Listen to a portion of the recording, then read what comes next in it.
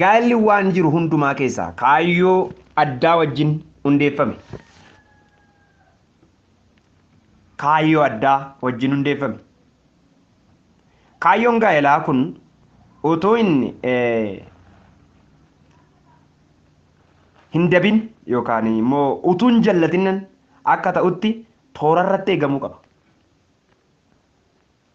Gaa'elli kaayyoo uumameef tokko yookaan kaayyoo dhaabbateef tokko otoo hin jallatin otoo as achi hin jallatin ta'uutu irra jira.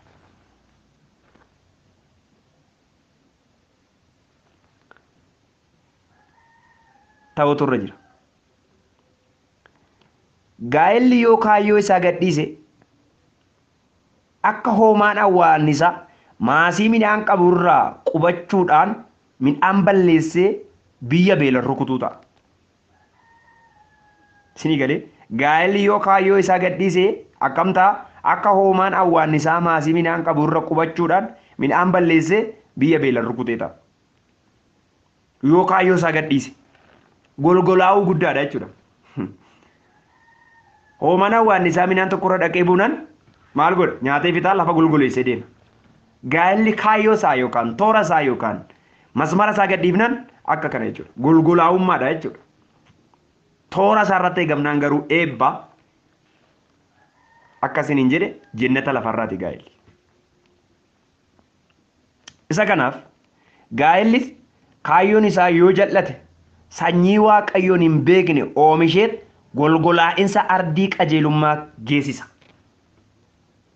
Kaayyoo isaa yoo jallate maal godhaa dhaloota waaqayyoon hin beekne oomisha.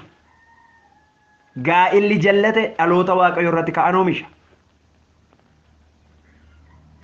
Warshaan gaa'ela jallate warshaan gaa'ela toora gadhiisee warra waaqayyoo irratti fincilaniif warra addunyaa kanaa macheessan rakkinaan cubbuudhaan xuraa'ummaadhaan warra macheessan oomisha jechuudha warshaan isaa.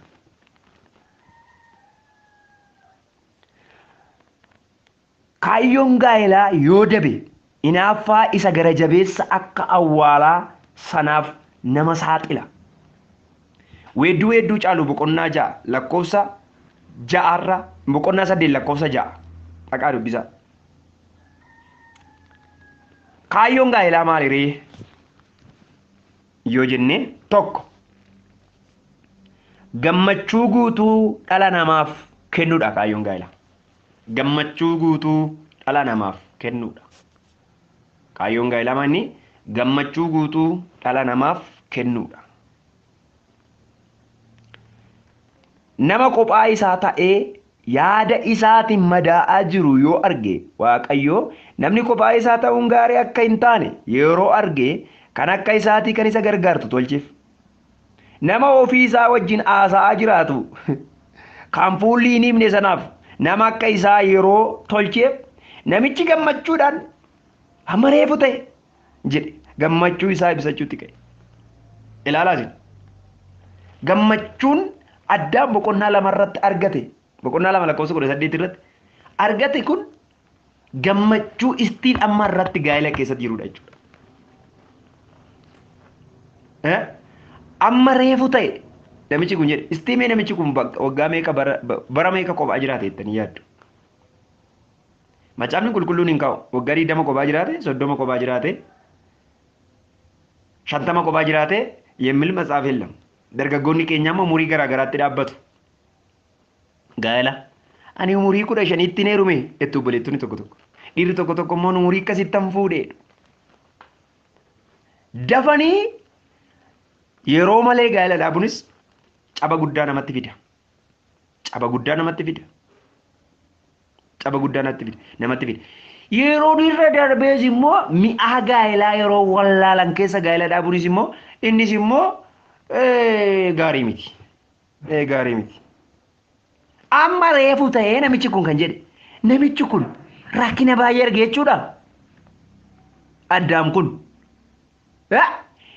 nama baay'ee rakkate wayii fakkaatu.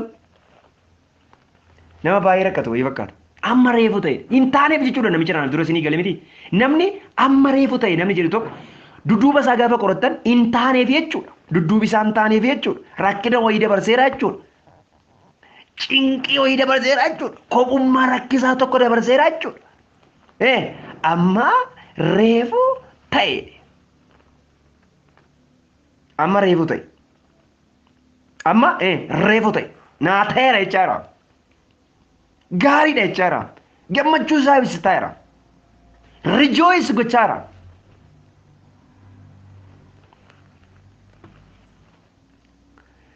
Namoonni gaa'elatti gammadan midhaan gaa'elaa kan itti dhaga'amu. Naa ta'eera gaa'elli namoonni jedhan. Kunoo reefu naa ta'een namoonni jedhan namoota Waaqayyo gaa'ela eebbifamaa kenneefidha. Namoota Waaqayyoon kadhatanii mi'aa gaa'elaa arganidha. Malee in ta'uuf tokko inni reefu naa ta'eera miti dhiirri tokko immoo fuudhee tuman ta'uuf. In fuudhaa in baasaa in ta'uuf san fuudhaa in ta'uuf namni akkasii baruma baraan hin ta'uuf nama akkasiif. Barri kamiyyuu barri inni isaaf ta'u hin jiru. Dhugaa Waaqayyo isinitti hima. Amma reefu ta'e jechuu danda'u ture namni gaa'ela erga galee. Naa ta'eera jechuu danda'u ture jira. Ta'eera. Bakka jechuu danda'u ture jira. Itti gammaduu ture jira. Gaa'ela itti hin gammanne keessa jirta yoo ta'e itti yaadi. Wayii fasin jedhe itti yaadi. Si gammachiisaan jiru gaa'elli kee yoo ta'e itti yaadi. Namoonni kaadhimummaa keessa jirtan immoo gaa'elatti deemaa jirtan kanatti gammadaa hin jirtan sammuun keessan itti gammadaa jiru lapheen kee itti boqochaa jiru yoo ta'e irratti boqochaa jirtu taanaan borus itti boqottu. Itti yaadi irratti kadhadhu Waaqayyoon ni isin jechaa jiru.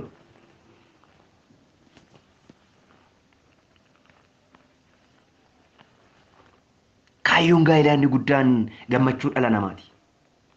Yesus Kiristoos geetaan. Gammachuu dhala namaati obboloota tokko. Namni gaa'elatti gammaduutu irra jira. Addaan baay'ee gammade. Amma reefu ta'e. Nama nani beekudha ishiin kun akka gada dubbadhe. Nama nani beekudha ishiin kun. Ani beekam ishee. Ree waan jedhee fakkaata Waaqayyo. Lafee ishee lafee kootiin. Namoonni kan isaan wal gaafatan erga gaa'elamu.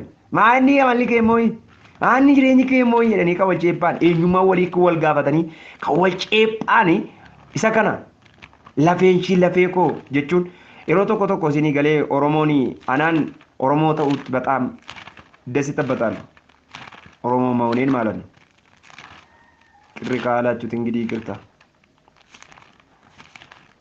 maaliif yoo ittan mammaaksa Oromoo mammaak yeroo tokko masaa qudusii hojii wal fakkaata baay'ee beektu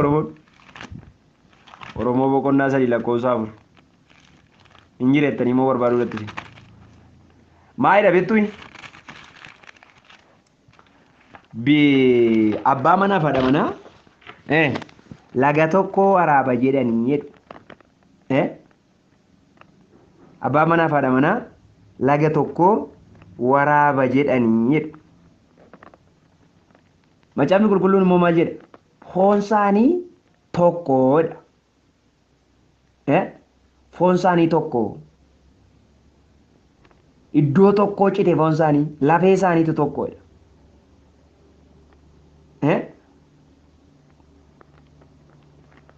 Kanaafiyyuu foon isaanii tokko lafeen isaanii tokko jechuun maal jechuudha?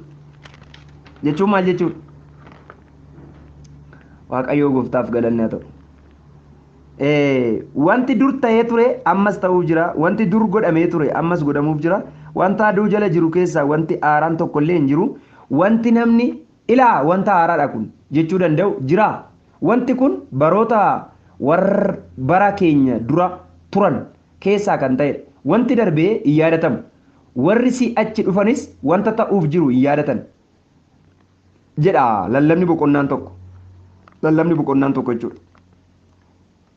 Wanti aaraan namni itti gammadu tokko kanatti fufe dhalli namaa gaa'ela Waaqayyo kenneefitti baay'ee akka gammadu macaafni qulqulluun inaasaa jechuudha. Yesus Kiristoos geetaan. Isa kanaaf baay'ee kan nama gammachiisuu qabudha jechuudha gaa'elli jechuudha. Gaa'elli baay'ee nama gammachiisuu kan qabudha jechuudha. Baay'ee kan nama gammachiisu. Yesus Kiristoos gooftaadha. sagalee waaqayyoo akka kanatti waa'ee gaa'elaa nutti dubbata jechuudha. Matsaafa qulqulluu keessan kutaa tokkotu na jalaa dhokate yeroo biraan isinitti hima dhiifama. Gammachuu qabaachuutu irra jira jechuudha. Namni gaa'elatti gammaduutu irra jira. Kaayyoon gaa'elaa inni guddaan gadda balleessee gammachuudhaan nama gammachiisuu qaba jechuudha. Gaa'elli qe'ee nama gammachuudha. Qe'ee nama gammachiisuudha malee qe'ee nama gaddisiisu miti. Galanni waaqayyoo ta'u. Ati itti gammaduu qabda bakka. Firoonni kee itti gammaduu dhiisuu danda'u, abbaan kee itti gammaduu dhiisuu danda'a. Ati itti gammaduu qabda.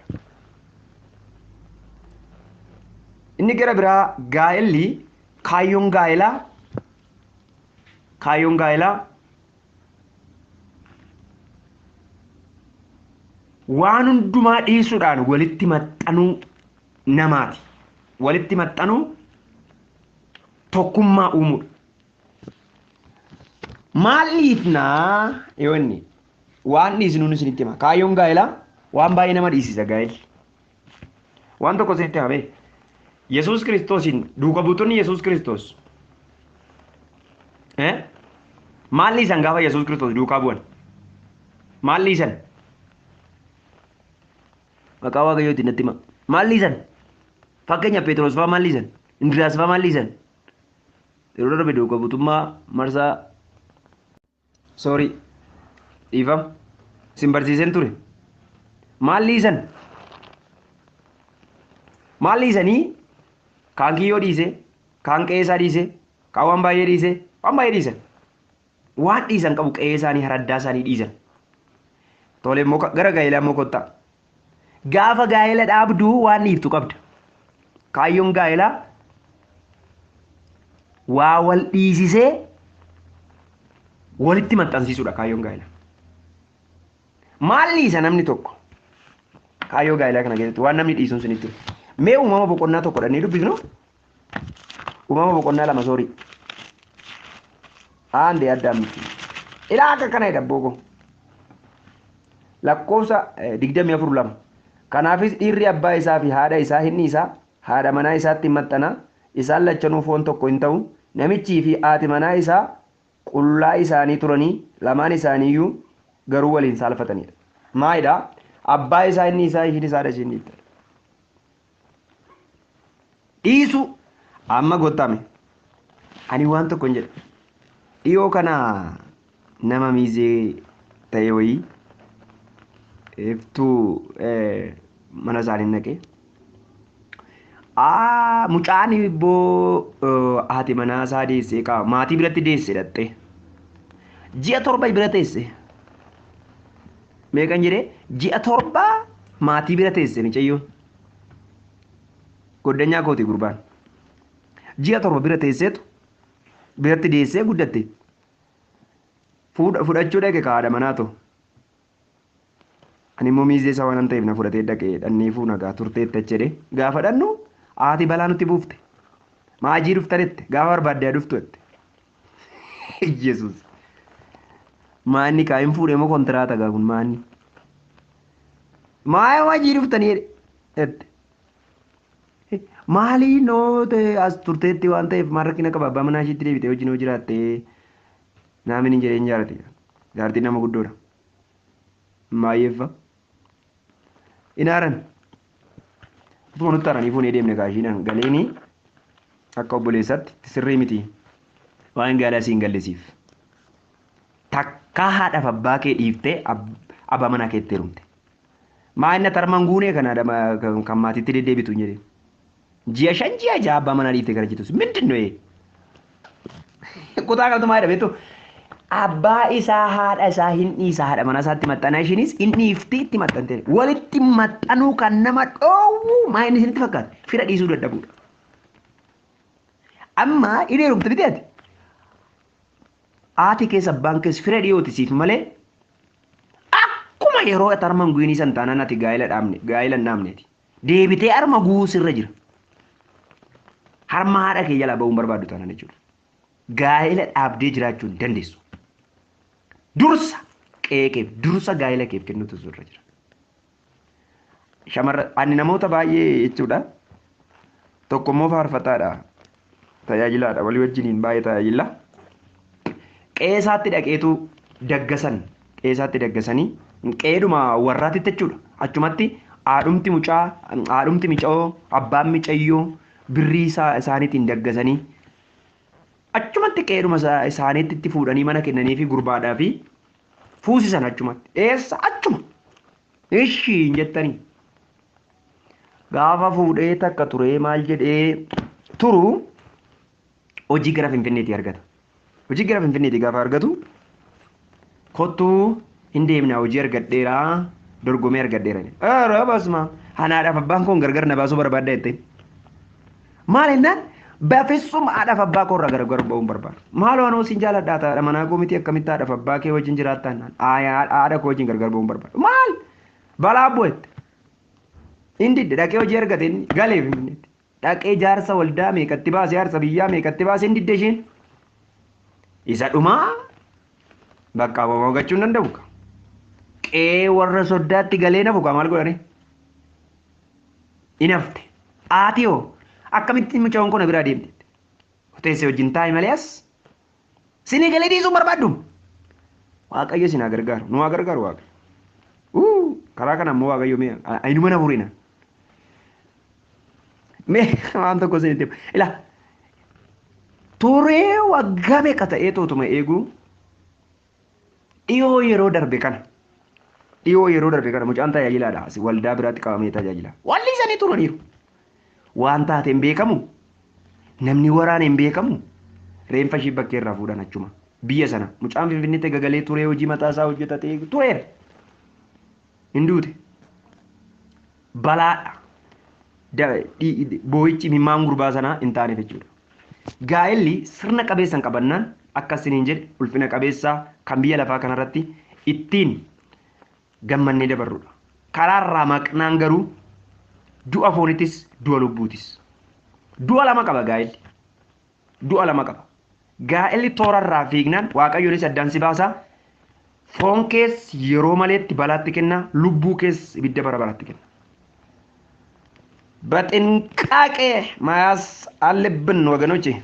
ሶ dhiisuun danda'u yeroo tokko tokko dhiisuun danda'u yeroo baay'ee gaa'ela kan maatiidha kan gaa'ela diigu yeroo baay'ee kanan argu ani yeroo baay'ee kanan argu yeroo baay'ee maatiin gaa'ela diigu yookaan maatiin mica'oo yookaan maatiin mucaa eenyuyyuu hin galchu waa hin gaa'ela ku bakka jechuu danda'utu irra jira gurbaan.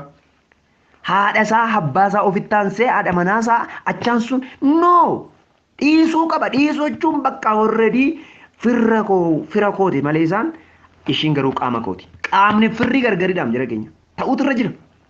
Amma namoonni baay'een kan hin galleef tokko tokko dhoksee abbaa manaa maatii ishiif waa gooti. Dhoksee warra isaaf waa godha. Dhoksaa baay'ee barbaachisa miti. Dhiisuu qaba bakka maal gochuu qaba. Qaama isaa kan ta'e ishiitu isatti taana malee fira isaa haadha abbaa miti.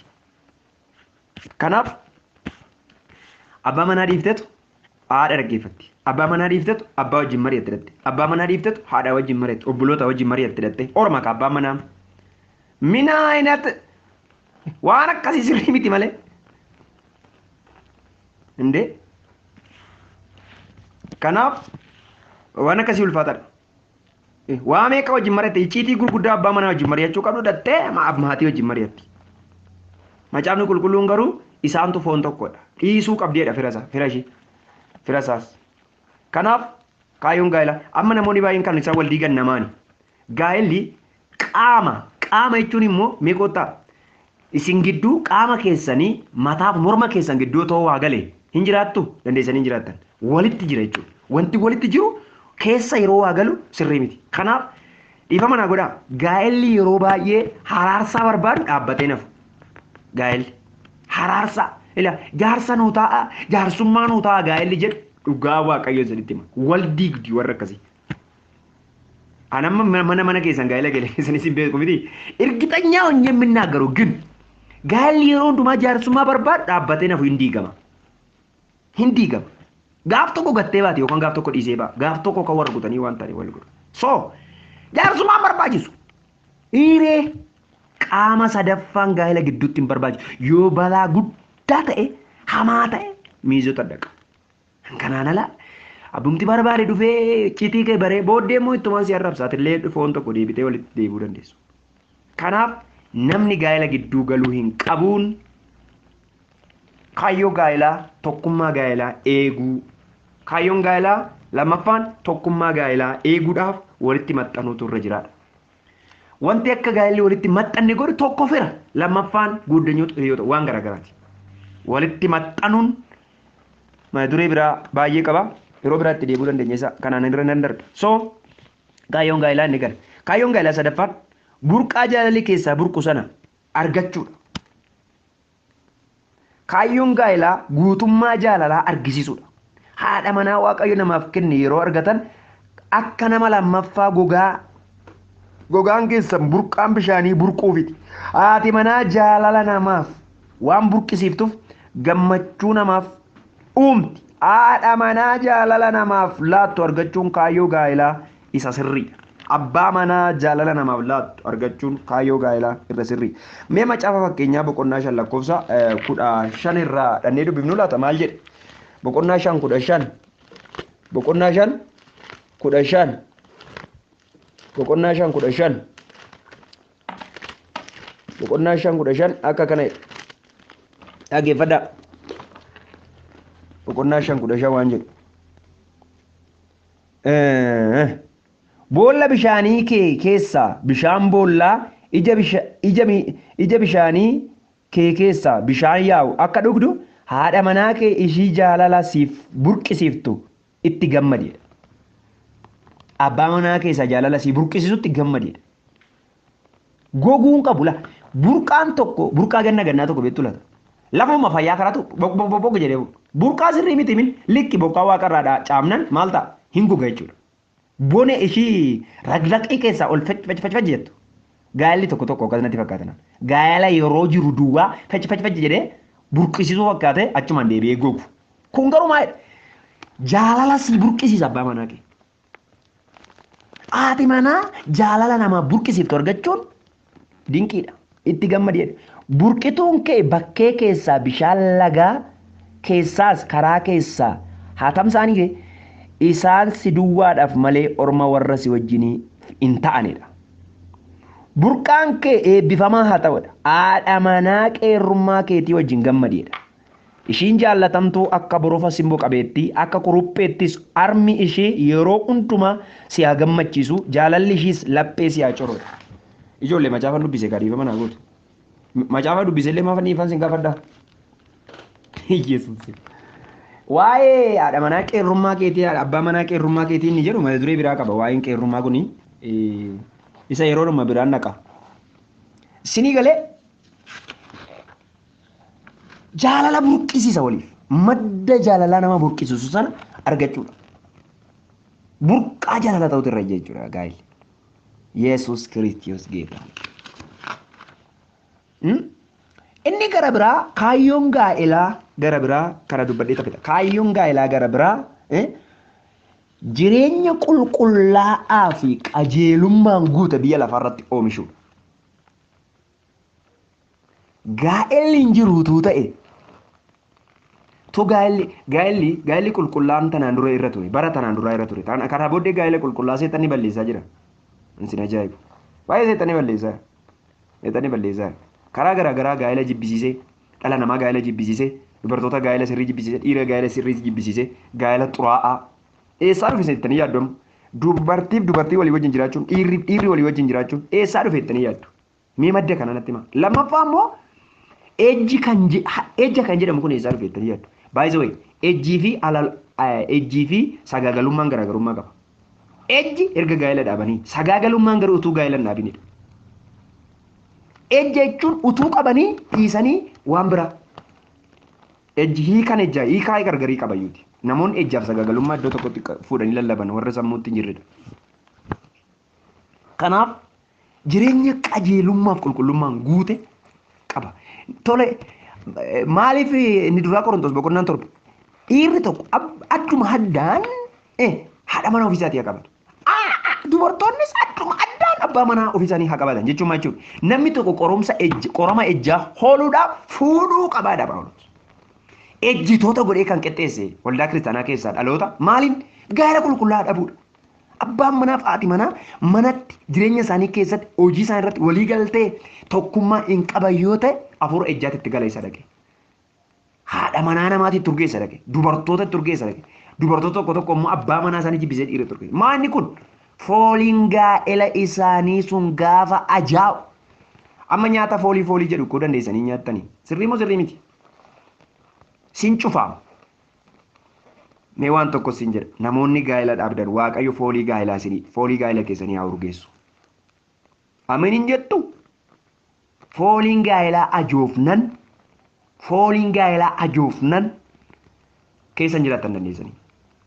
Murtoo biraa sin fudhachiisa. Seexanni gaa'ela akka intinaa intinaa beektu maa isheen hanqaaquu ajaa'e beektu. Hanqaaquu ajaa'e jechuun baadiyyaadhaan beektu. Hin hammatti miti lukkuun hin hammatteetu guyyaa 21ffaatti hin baafti. Likki guyyaa 21ffaa gaafa ta'u cuuciin kan keessa jirtu beekti gootetu baafti. Lubbuu keessa jira. Isa ajaa'e akkasumatti bira dabarti. Gaa'elli tokko ajaa'eera lubbuun keessa hin jiru. Boriifis lubbuu godhatee socho'ee eebban ta'u. Maarree akka hanqaaquu ajaa'ee kan ta'ee jiru gaa'ela hedduutu jira. Waaqayyo haa fayyisu gaa'ela akkasii. Kanaaf gaa'elli kaayyoon gaa'elaa tokkoffaan jaalalaa fi tokkummaa jireenya qulqullaa addunyaa kanarratti waldaa kiristaanaa keessatti uumudha. Gaa'elli jeeqamaan akkan dura jedhe oomisha jallootaaf ejjitoota waldaa guuta. Isa kanaaf kaayyoon gaa'elaa inni guddaan isa kanadha. Inni duraa Qorontos boqonnaa 7 8 9 gaafa dubbistan argachuu dandeessu. Dhalli namaa kajeellaa fooniitiin kan akka hin gubanneef gaa'ela qabaachuun dirqamaadha. Kanaafuu kaayyoon gaa'elaa qoromsa ejjaa nama oolchuudha. Sababni isaa namni ejju mootummaa Waaqayyootti galuu hin danda'u waan ta'eefidha. Ni galee? Mana qulqullummaa Waaqayyoo qulqullinatti eeguudhaaf manni qulqullummaa Waaqayyoo laphee namaati. Namni yoo gaa'ela isaa dhiisee alalummaa yookiin ejja raawwate mana kana keessa hin xureessa. Kun akka hin taaneef gaa'ela eebbifamaa qabaachuun gaariidha. Kaayyoon gaa'elaa qulqullina mana Waaqayyoo sirriitti eeguudha. Qulqullummaa meeshaa waraanaa isa jabaa xuraa'ummaati. Gaa'elli kaayyoo gaarii kanaa fi kan kana fakkaatan kan hundeeffame. Kanaaf eeggachuun baay'ee barbaachisaadha. Isa kanadha. Waaqayyoof galannaa ta'u. Kaayyoon gaa'elaa inni dhuma. Waaqayyoo naman akkas jedhe. Miilkiyaas boqonnaa 2:15 uumama 1:27 dhedheetti dubbistan kaayyoon gaa'elaa maal? Sanyii wangeelaa akka wal horuufi. Waan tokko fakkeenya isinii fudhadha. Musliimonni maaliif nama 8, nama 4, nama 10 meeqa fuudhu jettanii yaaddu? Kana hundumarraa immoo nama dhashu waan ta'eef. Musliimota dhiyoo kana qochi biyyee televezyiinii iyyaayyuu nabbare beeteen taqammiccee maalan. Innaa nama 20 meeqa namicha tokkotu du'e musliimota keessa. Dhala 20 meeqa qaba ganaayyuu dhashuu kan nama danda'u du'e. Maa innaan taa'ee gaafa yaadu haati manaasaa baay'eedha. Hima dhashaa amma kana. Nuti koo takka intini qoricha awwaallanna takka maal goona faamilii seefiin kenna qusannaa maatii enna waa baay'ee qusannee daddabnee birrii qusannee daddabnee amma immoo dhala qusachuutti kaate biyyi keenya karaa itti abeet waan malee keessa na galchitan karaa ittiin abeet yaa Waaqayyo nu gargaare ani isaa caafamee jedhee abaarsa wayii nutti dhufe jara keenya jarri koo heeraatiin macaafa qulqulluudhaa kan dubbisame Israa'el utuu biyya garbummaa sana keessa taa'anii Waaqayyo akkas jedhee ergaa tokko gara isaanii fide. Hallelujah. Ergaa tokko gara isaanii fide Waaqayyo Israa'eliin. Biyya garbummaa keessa rakkina keessa Waaqayyo akkas jedheen ora baay'adhaa lafa guutaa duddaaf qomatti baadhaa gaafa sin hortanii baay'attanii eebbifamtanii lafa guuttan. Jarri kun baay'atanii onanii lafa guutanii gadhiisaa hin dandeenyu jedhu kana boode. Yesuus Kiristoos geetaan. Waaqayyo akkas jedheen. Qusannaa maatii jedhu summii dubartoota keenya keessaa awwaalanii qusannaa maatii jedhu summii nyaachisanii gadaamessi dubartoota kee baay'ee abaaramaadha gogeera rukutameera honeera dhala baachuu hin danda'u. Yeroo hundumaa seexanni siistemii seexanaa sin tima. Seexanni yeroo hundumaa faayidaa fakkeessee gara keenya fida malee waan kamuu miidhaadhaaf gara keenya fidu. Icciitiin seexanni ittiin addunyaa kana mancaasaa jiru tokko faayidaadha wanti gara kee dhufu hundinuu. Kan karaa seexanaa dhufu miidhaadha jettee yaadi yoomiyyuu seexanni si miidhuudhaaf ajandaa si miidhuuf sitti fideenyu. Ajandaa si fayyadu. Ajandaa kuni faayidaa guddaadha kanaaf fayyadamtu taanaan jireenya maalii qabda kan jedhu gara kee fida. Soo hin fayyadamta. Waaqayyo nu gargaara. Obboloota nana waan tokko sitti itti of eeggadhaa. Anamma kanan godinaa isa jedhu aboo akkasiin qaba. Garuu miidhaa isaan sitti. Maal goona ree waan jiru walumatti immoo wayyaama. Horaa baay'eedha. Musliimonni akka kanatti amma addunyaa kanarraa daataa isaa otoo jettee Musliimni mandara tokko keessaa ijoolleen isaanii meeqa kan kiristaana ta'u ani waan ittiin guddisuun qabu waggaa 5 ijoolleen 2 nagaa 3 nagaa maanni kun abaarsa Musliimicha achi hallaa sawaama waliikuu wassalaam warahmatullaahi wabarakaatu jecha ijoollee isaa dhangalaasa booko qeensaa ijoolleedhaan guutuu mataa isaaniitti hadaadii kaa'ee musliimummaa isaanii mul'isa isaanii warra karaa Ishmaa'eel dhufan kana musliimonni eessan akka dhufan isinii galee araboonni eessaa akka haraba biyyatti jirtu koo biyyi harabaa kuni maddi isaa bakka akka eenyu akka ta'e sittan himaman Ishmaa'eeliidhaam isa karaa dogoggoraa addaam dhaqee dogoggoree aggaarirraa argate Ishmaa'eel tokko waan karaa dogoggoraa argamedha amma irraa kan nu rakkisaa jiru. Sanyii Ishmaa'eelii maraboon sanyii Ishmaa'eelii Madiinaa Makkaadhaa dhufanii kiristaanota qalaa kan jiran isaanidha. Isaan maal harrayyuu kaayyoon isaanii maal? Warra ilma dubartitti Yesuus Kiristoos warra tamanan kana nuyi baay'achuudhaan kan biraawo meeshaa godhachuudhaan kan biraawo kana dee waa'ee bara dhumaa irratti yeroo darbe dubbaddeera. Kaayyoo isaanii isa guddaa baay'annee lafa gunna warre meeshaa ispoortii baran meeshaa gurguddaa intinaan kanaafiyyuu kiristaanota finna noo maal goona dhalaan godhan gadameessa keessa cumna kana baay'ee naasawani kaayyoon gaa'elaa maal ree gara dhumaatti horanii baay'achuu uumama boqonnaa tokko lakkoofsa 21 irraa dhagee dubbatu hortee akkati lafa guuttu abbaa manaa keef deessee ijoolleen kee lafa akka guutu barbaada waaqayyo summii akkati nyaattu fedha waaqayyo miti macaafa qulqulluurra dhaabbadde summii akkati manaa koo nyaattu fedha waaqayyo miti.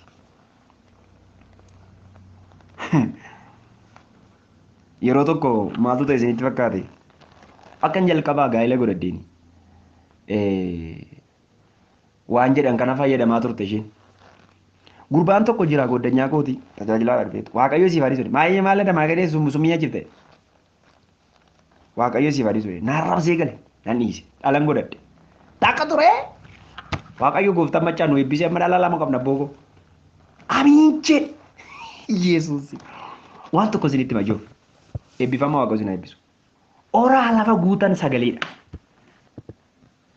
Yesuus gooftaa ati abbaan keenya maaliin guddifne jedhanii yaaddofne nama guddanne yeroo tokko abaarsi kiristaanota irra jiru guddaadha macaafni qulqulluun kun oraa waaqayyo oraa lafa guutaa jedhee abboo ijoollee horuun kaayyoo gaa'elaa isa hangafaadha kanaafuu ijoollee godhachuun kaayyoo gaa'elaati yeroo ijoollee waaqayyoo wal ooru sanyii wangeelaa wal oru ijoolleen keekko si keessa dhalatanii jilba kee keessa dhalatanii wangeela lallabuun boru kaayyoo seetanaa diiguun boru karoora seetanaa diiguun tokko kanaaf tokko anu murii kanatti dhalaan godhaddoodha maal godhare anu murii kanatti dhalaan godhadde maalaan godhe itti obboleettiin keenya tokko amma gaa ishii umuriin abbaa manaa keetii waggaa 20 30 40 fa'aa ta'uu danda'a atis deemuu dandeessa amma kee wallaaluudha ishi yeroo itti dhala godhachuun siif ta'u dhalaan godhattu yoo ta'e waggaa 30 40tti dhala godhatte yoon guddiftee yoon barsiiftee yuunivarsiitii xumursiiftee mucaan kee boru maqaa si waamsisa moo ergati okkoo qabattee miila sadiin deemuu jalqabdee ija afuriin arguu jalqabdeetti immoo dhalli kee eenyu si barsiisa macaafni qulqulluun akkas jedha ilmaan dargaggummaadhaan godhatanidha akka xiyya harka jagnaa keessatti macaafa faarfannaa 126 dhagee dubbisi Garaagarummaa iyyuu qaba. Dargaggummaadhaan dhala goe jechuu fi dullumaan ijoolleen dulluma keessa godhatamne ko sammuu isaanii irruudha. Kwaashkoorii warra qabanidha. Sammuu ga'aa warri qaban warra dargaggummaadhaan da'amanidha. Ijoollee daraa dhiifamuu naa godhaa akka waanuma dubbachuun irra jiru dubbadha. Baay'ee waan garaa nama ga'u baay'ee miti wantooti. Dhugaa gaafa dubbattuu fi wanta qajeelaa gaafa dubbattu namoonni baay'een gubachuu malu. Dhiifama naa gootu tarii namni natti gadu jiraachuu danda'a yeroon akkasitti haasa'u kanayyuu. Eebbifamaa Waaqayyo isin haa eebbisu sinirraan dheeresse rikoordii kana Waaqayyo isin haa eebbisu nagaa ta'a. Barumsa itti fufuun wal argina.